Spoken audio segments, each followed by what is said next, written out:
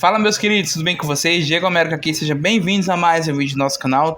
Tô até um pouco triste em gravar esse vídeo e vocês vão entender o porquê, né, se acompanhar ele até o final, tá? Por causa da forma que o mercado tá se comportando atualmente com os fundos imobiliários, né, da forma do tanto ali de investidores iniciantes, né, falando mal dos fundos imobiliários, que tá um péssimo momento e tem que vender todos os fundos imobiliários. Nesse vídeo aqui eu vou destrinchar tudo aqui detalhadamente para vocês, tá? E fazer uma simulação aqui um pouco comparada com a renda fixa, né? E aí vocês vão entender em gráficos e em dados aqui a diferença de fundos imobiliários para renda fixa também, pensando no longo prazo. Bom, já estou aqui na tela do meu computador, né? E como vocês podem ver, no último dia o MXRF11 aqui caiu cerca de 2%, tá? Eu vou pegar como base aqui o MXRF11 porque ele vai representar muito bem aqui o que eu quero passar de visão aqui nesse vídeo, beleza?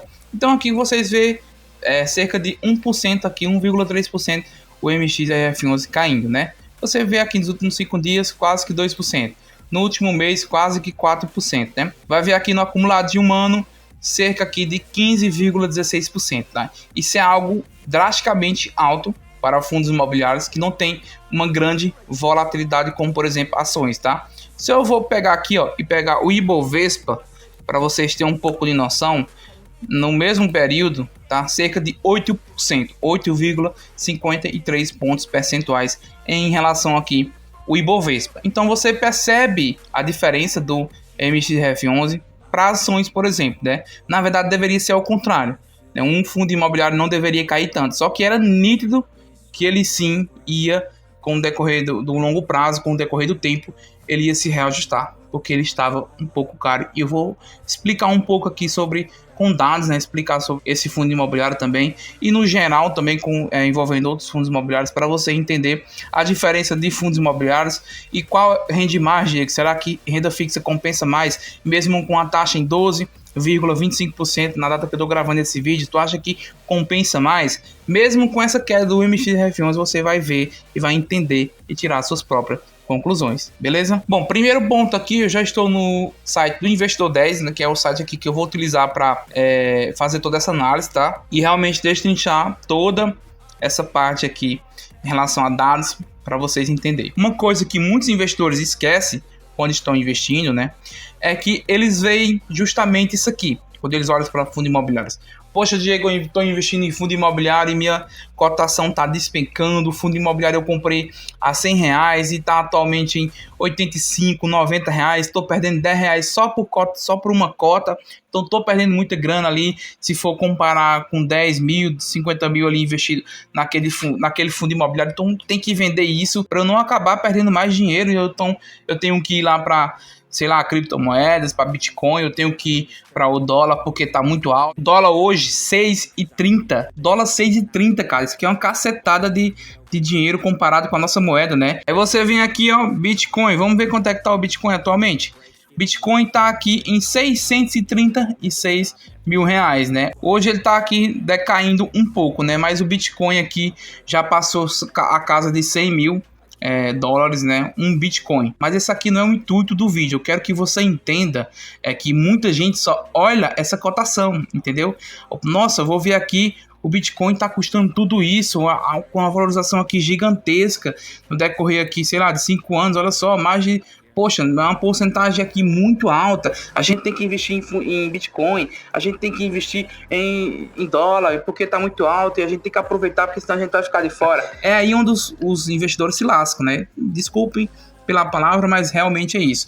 Porque eles venham aqui e olha só essa cotação, tá? Só que eles esquecem dessa parte aqui, ó. Cotação padrão e a cotação ajustada, tá? Diego, qual é a diferença dessa cotação aí? A cotação padrão, gente, basicamente, ela leva em consideração só a valorização, né, do patrimônio ali, da cotação daquele fundo imobiliário. E geralmente, fundos imobiliários de tijolo tendem a ter uma valorização no decorrer do tempo, tá? Não é que fundos imobiliários de papel também não tem essa valorização. Possa ser que tenha, mas é um pouco mais complicado. Por quê? Fundos imobiliários de papel, eles representam isso daqui, ó, 13,14% de dividendo. E é isso onde a galera se esquece, né? Quando eles olham para fundo imobiliário, eles veem e enxergam apenas a valorização, né, daquela cotação atual, porque realmente é um mercado volátil e a cotação um período vai descer, outro período sim vai subir. Só que quando a gente vai pegar uma cotação ajustada e coloca aqui um pouco no longo prazo, olha só como é que fica esse gráfico aqui, no caso com a cotação ajustada, já ela considera esses dividendos já. Isso aqui é um ponto muito interessante, porque se você for olhar para esse período aqui, e eu estou colocando um período muito curto, tá, gente? 5 anos. Se você colocar para 10 anos, poxa, dá um boom gigantesco. É porque eu não tenho aqui o Investidor Pro, né? Investidor 10, se você tiver aqui vendo esse vídeo, patrocina a gente aqui para trazer mais conteúdo aqui de qualidade aqui para a galera, hein? Então, assim, pensando no longo prazo, né? Tem uma valorização muito maior, porque as que sempre vêm pagando dividendos e os dividendos são diferentes da taxa Selic. Esse aqui já é outro ponto que vocês têm que entender, gente, ó. Presta atenção, tá? Diego, a taxa Selic atualmente está em 12, né? E cacetada aí de porcentagem. Beleza. Só que nem sempre a taxa Selic vai estar nessa taxa atualmente, tá? Isso é um ponto que vocês têm que prestar atenção, gente.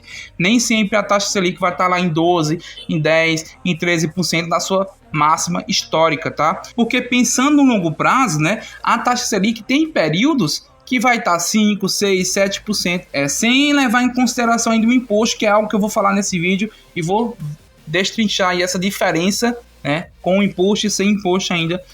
No caso aqui que eu peguei como exemplo o MXRF11, tá? Isso é um ponto muito interessante, eu quero que vocês entendam um pouco. Então eu vou vir aqui para a taxa Selic, eu quero ver a taxa Selic no decorrer do período aqui, tá? Olha só, nesse período aqui de 2018, olha só o valor que estava essa taxa Selic, né? 2, ali 3, 4, né? 6%, então uma taxa horrível, só que isso aqui ninguém fala, né? A galera só fala quando é que tá lá em 12, 13, 14, 15% e renda fixa tá melhor e não sei o que, não sei o que. A gente sabe que a renda fixa ela é um pouco mais segura, levando em consideração uma taxa alta sim, só que tem muita gente que esquece também. Outro ponto importante nos fundos imobiliários é a questão dos fundos imobiliários para renda fixa, é a questão do imposto, tá? Quando eu vim aqui, ó, para o imposto, né? Para comparar um pouco, olha só, durante 5 anos o MXRF11 e o CDI, né, ele sim está perdendo aqui o CDI, por quê? Esse é outro ponto importante, por causa que o MXRF11, levando em consideração nesse ponto aqui, estava mais alto, né? Só que nesse período aqui, se você for pegar a cotação atual, né, a cotação atual nesse período aqui, ó, o MXRF11 chegou a bater mais de R$11, gente. Isso, o P sobre VP desse fundo imobiliário chegou a mais de 1,10. Isso é um PVP muito alto para um fundo imobiliário de papel. Isso aqui a galera não presta atenção. Olha só, atualmente com esse valor aqui, ele está só apenas 5% descontado, tá? Então por isso a importância de você saber comprar fundos imobiliários em bons momentos, porque nesse momento atual aqui, não estou fazendo recomendação de investimento, tá? Estou apenas informando aqui e analisando junto com vocês para você entender e aprender a investir, beleza? Então aqui, nesse momento, o fundo imobiliário está com 13% de dividendo, é um dividendo muito alto, isento de imposto de renda, coisas que a renda fixa não proporciona. Quando você investe em um investimento de renda fixa, que ele é atrelado ao CDI, né, levando em consideração a taxa Selic atualmente, o CDI vai estar em 12,15%. Só que além disso, uma coisa que a galera esquece é que tem imposto sobre esse rendimento, tá? Então esse imposto ele vai de 15 a 22,5%, tá? Dependendo ali da quantidade de dias e de tempo ali que seu investimento fica. Isso aqui é um ponto muito importante porque tem imposto em cima dos rendimentos também, da renda fixa. Então não é só você colocar aquele dinheiro lá investido e pronto, tá mil maravilhas, não é assim que funciona, tá? E para isso eu vou pegar aqui um exemplo para vocês entender um pouco. Deixa eu vir aqui embaixo, ó. Se a gente tivesse investido aqui no caso no MXRF11 e também no CDI, eu vou pegar aqui um investimento de 10 mil durante o período de 5 anos do MXRF11 e também do CDI, levando em consideração que o MXRF11 estava muito alto, a questão ali da cotação atual do fundo imobiliário, e isso deixa sim você com rendimento menor, porque você está comprando um fundo imobiliário um pouco mais caro, né? Então por isso a importância de você comprar bons fundos imobiliários, aplicar em bons investimentos a bons preços. Então atualmente se você investir aqui no MXF11, você vai ter um alto rendimento e eu vou te mostrar numa planilha que eu preparei aqui para vocês, tá? Mas antes, deixa eu vir aqui e calcular essa questão do imposto, tá, gente? Então vamos supor aqui, no caso de 5 anos, né, vai incidir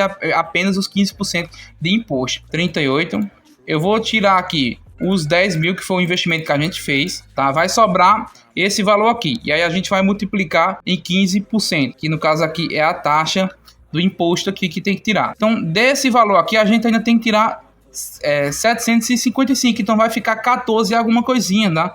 Então, assim, o MXF11 perdeu sim nessa questão aqui de 5 anos, só que em 5 anos a taxa Selic tá altíssima, tá, gente? Só que nem sempre nossa taxa de juros vai ser em 13%, em 12%. Tô pegando a máxima histórica da taxa Selic e ainda o MXF11 bate aqui quase que a mesma coisa, tá? Só que estou levando apenas em consideração em 5 anos, como eu falei para vocês, a máxima histórica da Selic. Só que se a gente pegar a média, o MXF11 vai ultrapassar muito mais aqui essa taxa Selic. E aí, para vocês entenderem melhor, eu peguei aqui uma tabela, tá? Que vem também do relatório lá do fundo imobiliário. Se você vê no longo prazo, gente, olha só o quanto o MXF11 deu pau aqui no CDI e até mesmo no IFIX, tá, gente? Porque é o fundo imobiliário que paga muito rendimento, sim. Você escolhe bons fundos imobiliários, ainda paga eles a bons preços, você tá feito praticamente, tá? E aí, para você entender melhor, eu vou pegar aqui o último rendimento do MXF11, que foi de 10 centavos. Então, eu vou vir aqui na minha planilha e vou colocar os 10 centavos, tá? Vou colocar também aqui o último preço dele agora atualmente. Então, só para supor, vou colocar aqui que ele tá um preço a R$10, tá? Para a gente ter um dividend yield aqui médio. E aí, nesse caso, a gente vai ter um dividend yield de 12%. Então, um dividendo aqui médio é de 12%, né? Sem levar em consideração o imposto, é um dividendo excelente, tá? Para você conseguir 1% ao mês ali, não é qualquer investimento que proporciona isso, não. E aí, vou pegar o preço atual, né? Que tá custando em média R$9, ele vai estar com um dividendo de 13,33%, né? Então é um dividendo aqui yield muito alto, levando em consideração esse rendimento aqui, tá? Para esse dividendo aqui, tá? Esse valor, eu tô levando em consideração o último rendimento aí do fundo imobiliário, que foi 10 centavos e não de 9, tá? Então é um excelente dividendo, gente. Se for comparar com a renda fixa, que hoje que tá a taxa Selic em 12,5%, sem levar em consideração o imposto que também incide sobre o rendimento, tá, gente? E assim, pensando no longo prazo, como eu falei para vocês, nem sempre a taxa Selic vai estar alta. Isso é um ponto assim que é muito importante eu ressaltar aqui, porque a galera acaba fugindo ali um pouco, né, de fundos imobiliários e vendendo, porque não pensa no longo prazo. E aí essa galera quer vender aí seus fundos imobiliários e ir para os investimentos que estão em alta no momento e acaba se ferrando por causa que tá no pior momento para você comprar esses tipos de investimento.